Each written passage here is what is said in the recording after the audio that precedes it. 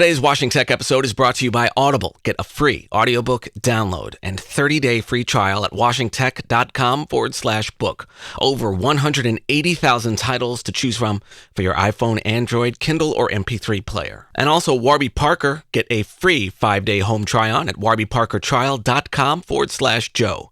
5 pairs, 5 days, and the try-on is 100% free. That's warbyparkertrial.com/Joe. We refuse to go through this transition without bringing up poor people, without bringing up the disadvantaged throughout the history of America, without ensuring energy democracy where every person who has been left behind is given that opportunity to build wealth and start something new. Welcome to the Washington Tech Policy Podcast. We deliver the latest tech policy news and brightest tech policy experts to you, wherever you are, so you can stay productive, relevant, and informed in less time. From Washington, D.C., it's the Washington Tech Policy Podcast with Joe Miller.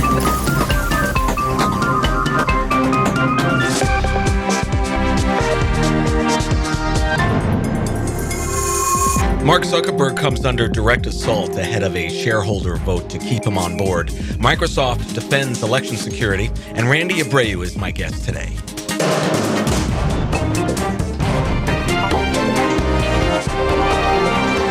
Hey everybody, 2 civil rights groups, Color of Change and Majority Action, are circulating a proposal and meeting with Facebook's shareholders, pushing to oust Mark Zuckerberg from the board. Color of Change President Rashad Robinson wrote, quote, "Lasting change to address the misinformation, discrimination, violent movements, and data breaches that put users, especially black users, at risk cannot subject to the whims of a single person," end quote.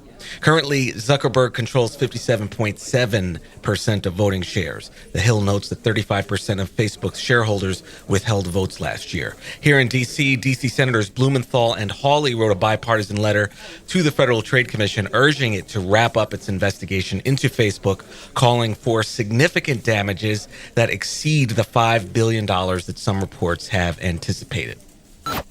Several sources have reported that Facebook has told federal regulators at the Federal Trade Commission that in addition to paying what's expected to be a multi-billion-dollar fine, it will also bend to additional oversight.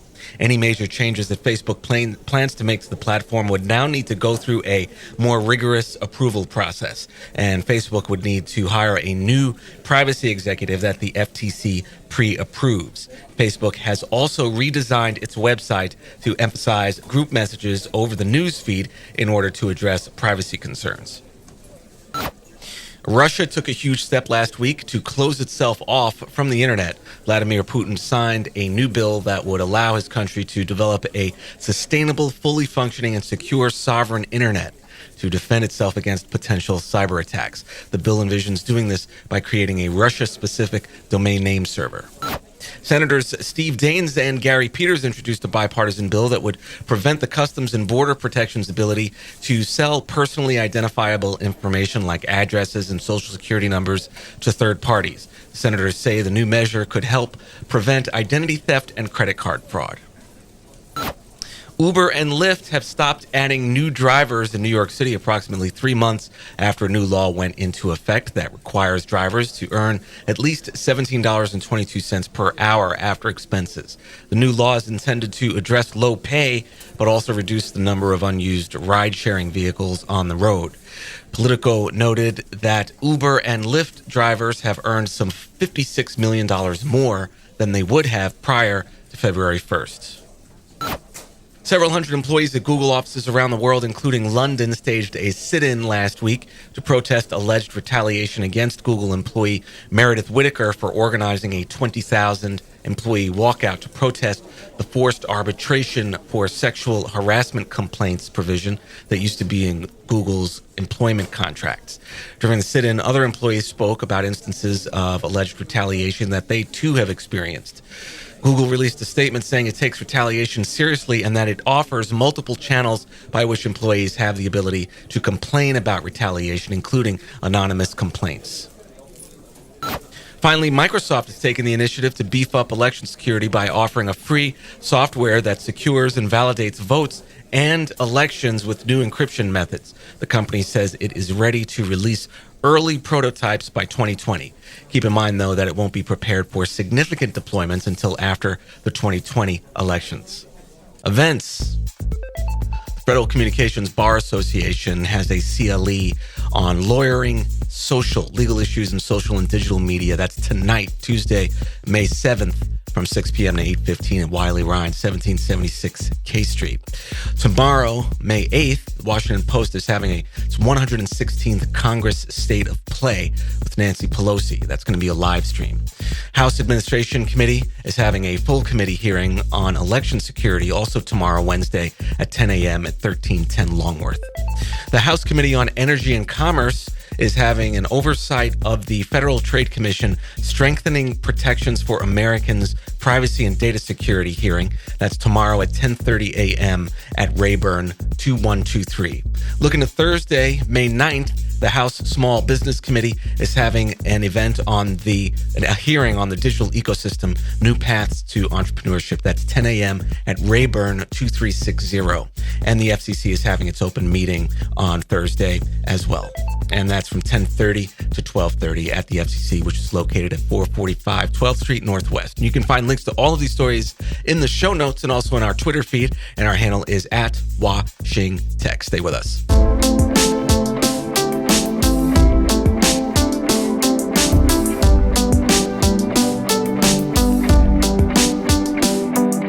For Washington Tech Policy Podcast listeners, Audible is offering a free audiobook download. Get educated wherever you are. Your car, your walk to work, the gym are all a classroom with Audible.com. How about This Changes Everything? Capitalism versus the Climate by Naomi Klein. You can download This Changes Everything free by trying Audible.com. Sign up for your free audiobook and 30-day trial today at washingtech.com/book. Tech policy is global policy. This is the Washington Tech Policy Podcast, serving the world. My guest today is Randy Abreu, Senior Legislative Advisor to Congresswoman Alexandria Ocasio-Cortez. Abreu served in the Obama administration, where he was appointed to the Department of Energy's Office of Technology Transitions and Clean Energy Investment Center.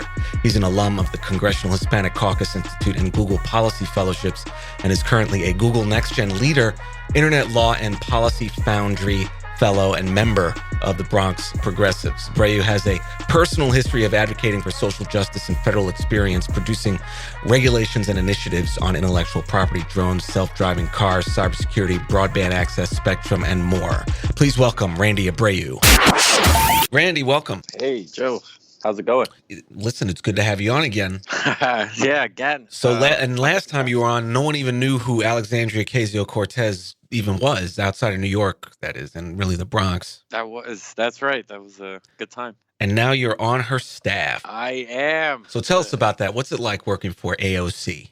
It's an honor. She's an inspirational figure, to say the least. It's Alexandria Ocasio-Cortez. Last time we were on here, there was no mention of her. I had met her already and was working with her on her campaign, and already knew she was a pretty special person that was, regardless of what would happen in that primary, was on her way to do an amazing public service in our country. And a lot of people in our community saw that, and I actually voted for her. And having someone fresh and new to bring these ideas to D.C., it was an honor to be asked to come work for her. It's so good to see. As a New Yorker myself, she's so inspiring. So you've been working on the Green New Deal. Yes, I have. And so for those who haven't read it, what does it say? It's the Green New Deal resolution, House Res 109. It's a call to action in itself. It lays out the most ambitious reindustrialization plan in American history. What it asks for is for Americans to recognize the global warming threats, the greenhouse gas effects, and how it's impacting the climate in our country. It's just asking Americans to recognize that as a reality. And it's putting together a plan to solve this amazing challenge that we have. We need infrastructure in this country. We need to rebuild our roadways. We need to rebuild transportation.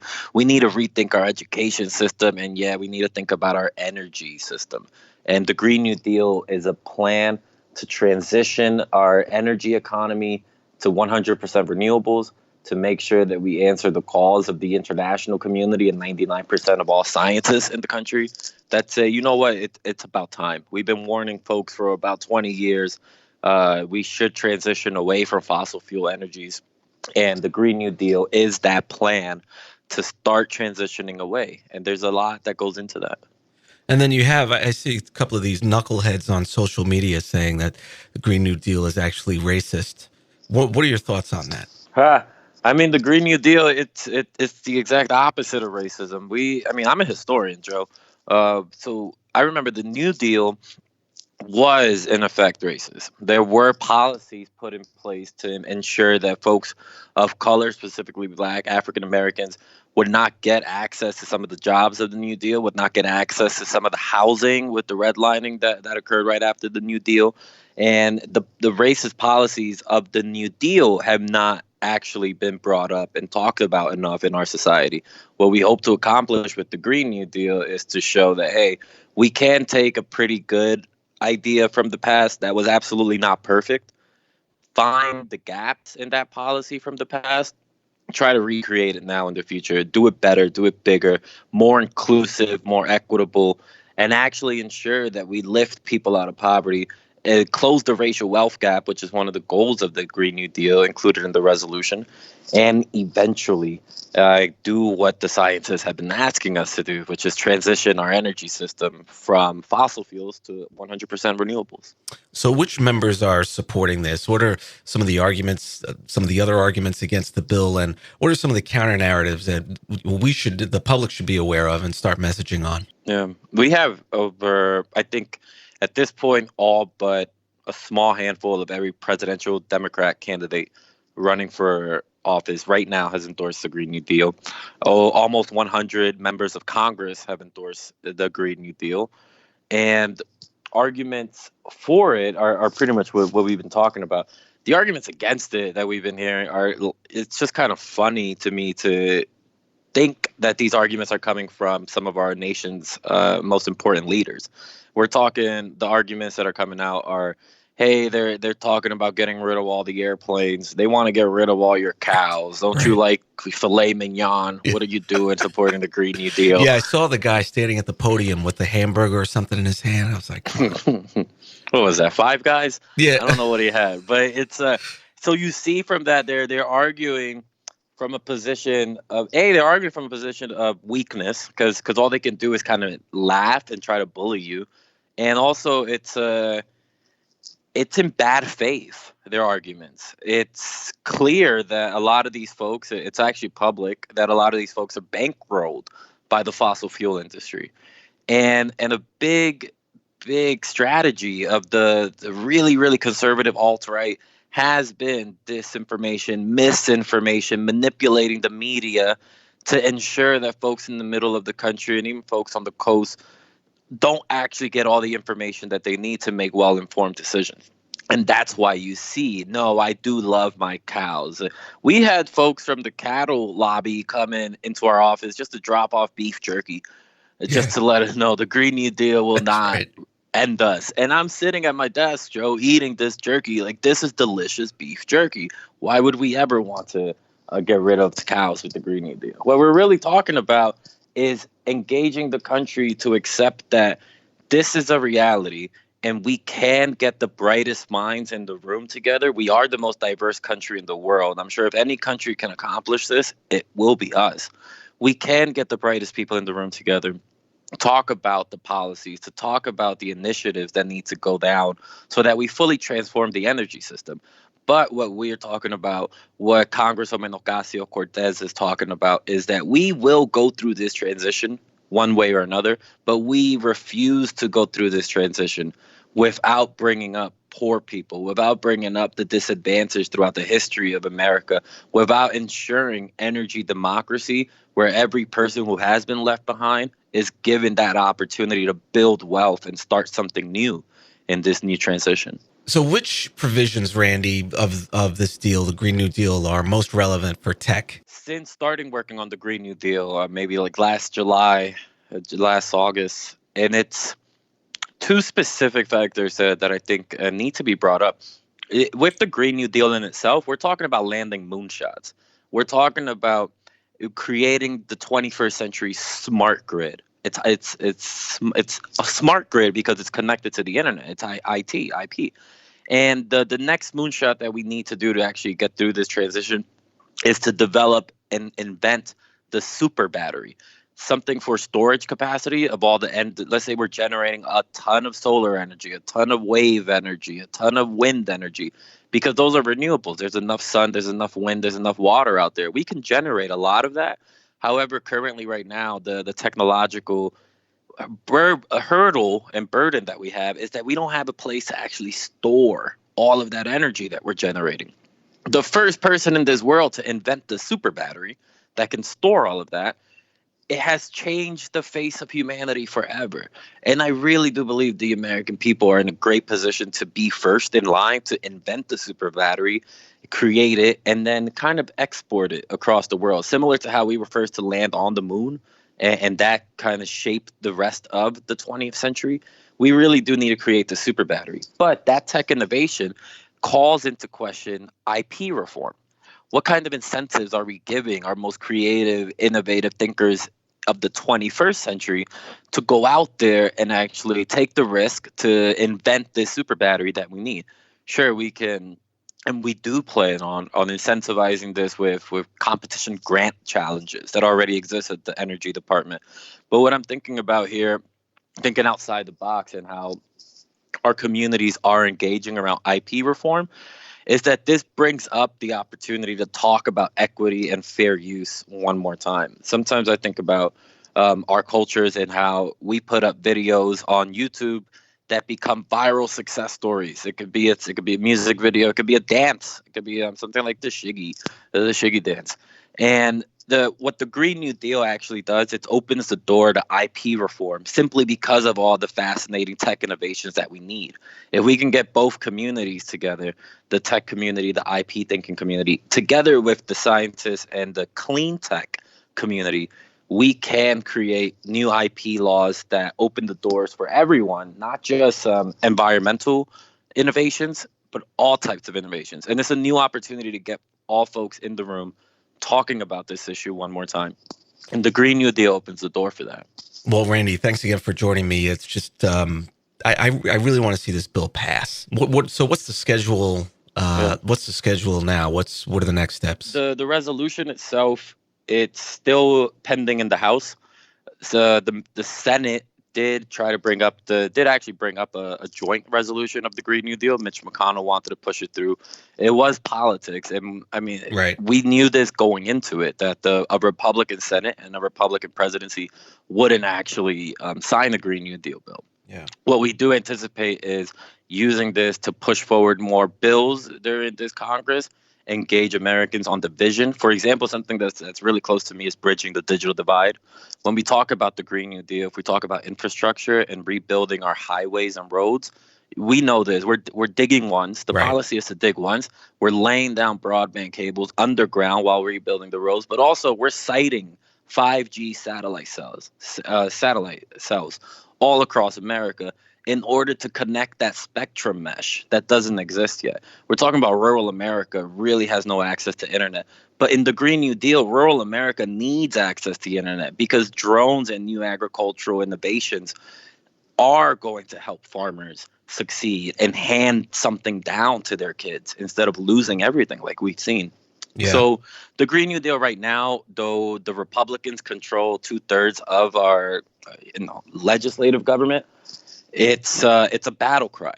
And my call to, I'm asking everyone to get out there and engage with the Green New Deal. There's a Green New Deal inside all of us. It's just a matter of looking at the 14-page resolution, seeing where you fit in. For example, like how we just talked about IP reform or bridging the digital divide. There's so much more that exists in here. I've talked to folks that care about the trains of America. I've talked to folks that care about self-driving cars. talk to folks that care about just soil reform and agriculture, and folks that just care about 3D printed housing, because we have a housing deficit of 7 million affordable housing apartments. So there are many ways to solve many challenges in our country, and there is one Green New Deal that can get us there. Hopefully, the New York City resolution will give us some lessons learned and hopefully apply on in a national way, but also address some of the issues that have continued from policies of the past. In New York, for example, I like to talk a lot about Robert Moses and all of the effects that folks in the Bronx still experience from the building of the Cross Bronx Expressway and all the folks who were displaced when that happened. And by no stretch of the imagination can we let that happen again. But anyway, we're going to turn now to your icebreaker, your career hack, and your pick for our book this week.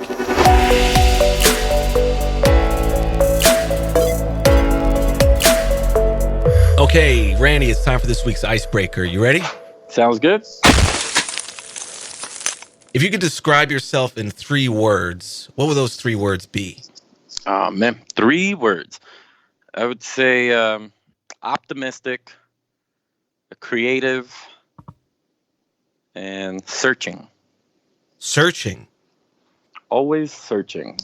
I'd say creative, rebellious. I don't know. Should I say that out loud? Rebellious. Oh, it's too late. You said it already. And the third one is I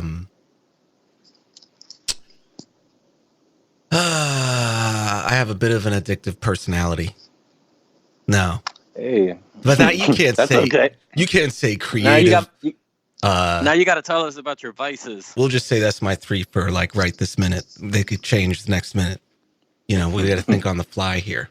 So what's it like working for Alexandria Ocasio-Cortez? What's that like? What was the biggest culture shock for you, and how did you adjust when you went and worked on the Hill? Yeah, working for her is like nothing else, because you really feel as if you're talking to someone your own age, someone that you understand, someone that understands you, and is in the position of great influence and great power. And it really feels like all the training I had been doing my entire life, all the preparation had come to this moment. So that's a surreal thing for me. The other surreal thing that I had to get used to was the sheer popularity of Alexandria Ocasio-Cortez. It's I think back to, I want to say like last August, September. She and I, we were in California on a trip after the primary. And we're standing outside of a coffee shop, just like walking up to it, about to grab coffee, go to a meeting. And these people are about to hop onto the San Francisco subway, and they just scream, Alexandria! And everyone floods to her and starts taking pictures, and it's like really in love with the person. And that hasn't changed. So it was a seeing that, realizing that, and adjusting to it. And now still seeing it months, almost a year later, getting even more and more powerful. It's something that I've just become used to at this point, and I love being a part of it and seeing every second of it. It's like no other working for her. What are you reading these days? You know what? Because of all the work I've been doing on the Green New Deal, I haven't had too much time to read books and novels, for example. I was reading a cool one on just kind of, it was more like a biography talking about James M. Buchanan in the 60s and the rise of the political right. But I'd be lying if I said I'm not actually reading the IPCC International Report on Climate Change and the Mueller Report. Just kind of trying to pull some documents and some notes together for that. As you know, the Congresswoman is on the Oversight Committee as well. Yeah. So I just feel like there are some things that I should always be reading and catching up on. So I haven't had too much time for a novel. I love her questions on there. And then I love seeing folks on the same knuckleheads on Twitter. I love seeing them squirm and come up with just outrageous things to say because they don't have anything substantive. I'm reading Fascism by Madeleine Albright, which is a great survey of what fascism has been in the past and how it's manifesting itself in the current administrations around the world, including ours. That's really cool. So Yeah. Are there any comparisons that are made from the past that you can see happening right now? There's a lot of them. For example, from grand scale to just like the minutia, like the uniforms. I'm not sure about this, but I believe the uniforms of Secret Service in front of the White House changed to brown since Trump came in, and that was the color of like the SS. They wore brown. Wow. I've learned a lot. I've learned a lot about Mussolini, for example. That I didn't realize that he was just like he wasn't even elected. It's like the people didn't even really want him to be their leader. So it gave me a new understanding of that. But it's just really an interesting read. And it's Madeleine Albright, so it's clear, it's concise, and I just love her. She's got a brilliant mind. I just love listening to her. Do you have any final ideas you'd like to leave with the audience before we close? And where can folks find you online? Always think about bridging that digital divide. It's important to me. It should be important to all of you. And I do think the Green New Deal can help us get there. Funny enough, I'd love to keep talking about that. Feel free to find me anywhere online at Abreu and the City. Abreu, Abreu, and the City, kind of like that show on HBO. And that's always reach out. Would love to keep talking. Love to keep in touch. And you've been listening to Randy Abreu, Senior Legislative Advisor to Alexandria Ocasio-Cortez on the Hill. Randy, thanks for joining me. Joe, thank you so much for having me on again. That concludes episode 184 of the podcast. Thanks so much for listening. If you like what we do, we'd love to hear from you. Please take a moment, head over to Apple Podcasts, give it a review. It helps others know what they can expect from the show and really helps us out. Thanks again for listening, and I'll see you back here next week. Take care. Washington.